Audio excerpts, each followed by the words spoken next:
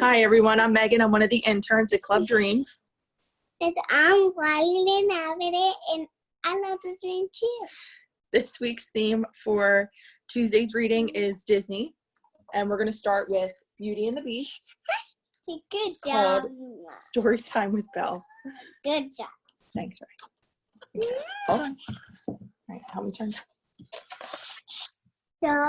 Chip said he wanted to. What did he say? I'll read it. You ready? Belle runs her fingers across the spines of countless books in the castle library. What should we read today, Chip? Belle asks her friend. A mystery story, a romance, or perhaps an adventure tale? The little teacup jumps up and down with excitement. I don't want to read about an adventure, Belle. I want to have one, he says. What a wonderful idea, Chip, says Belle. Let's explore the castle and see what stories there are to find. When Chip and Belle come across a cuckoo clock, it reminds Belle of an adventure story. Have you read the story about the magical clock? Belle asks Chip. No, Chip replies. What happens? There once was a magical clock that could raise the sun and the moon. One day, a dragon stole it, but a clever princess found the dragon napping atop his treasure pile. So she tickled his nose with a feather to make him sneeze, which caused him to roll over and reveal the clock. When he fell back asleep, the princess rescued the clock. I like that story, Belle, says Chip. Chip and Belle walk across outside and find the beast feeding some birds. Have either of you read the story of the Nightingale song? Belle asks. No. Yes! The beast and Chip reply. Well, it's about a nightingale whose song is so lovely that everyone believed the bird must be the most beautiful in the land. But when the people saw the nightingale, they were surprised to find that such a plain-looking creature could produce such beautiful magic.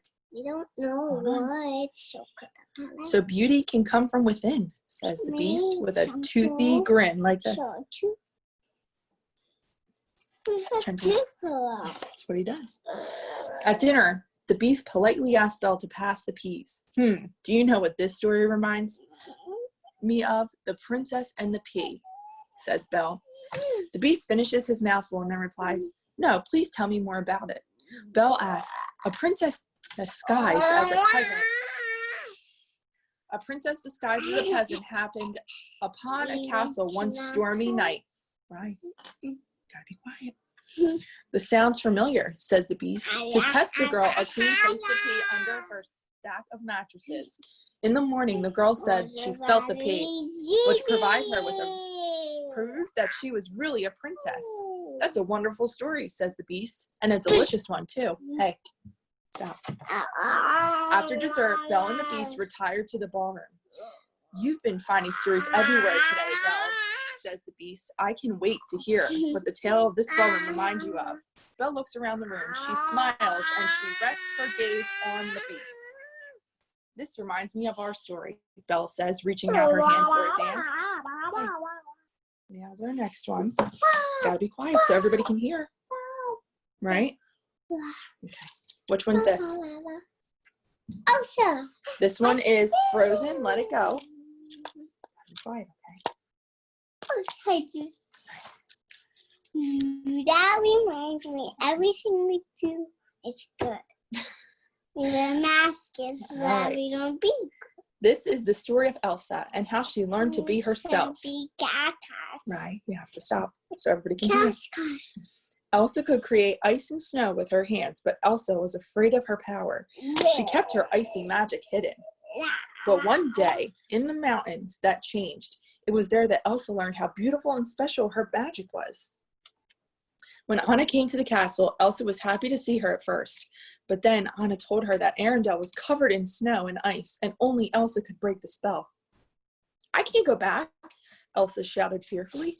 Suddenly, ice shot from her hands and accidentally hit Anna in the chest. How do you make ice shoot like this? Yeah. You do it. Okay. Elsa's worst fear had come true. She had heard her sister Anna gradually turn to ice. But love melted her heart, and the sisters were happily together again. Elsa learned that with love, she could bring summer back to Arendelle, with Sven, Kristoff, and Olaf cheering, and that's what she said she did.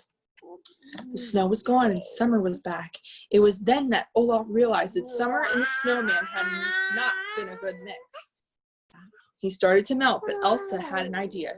She twirled her hands and snowflakes appeared. They come together to make a perfect snow cloud for Olaf.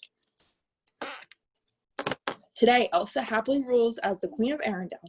She is not afraid to be herself. The townspeople all love her, and she loves them. Her magic is no longer hidden. In fact, it is what Arendelle is famous for.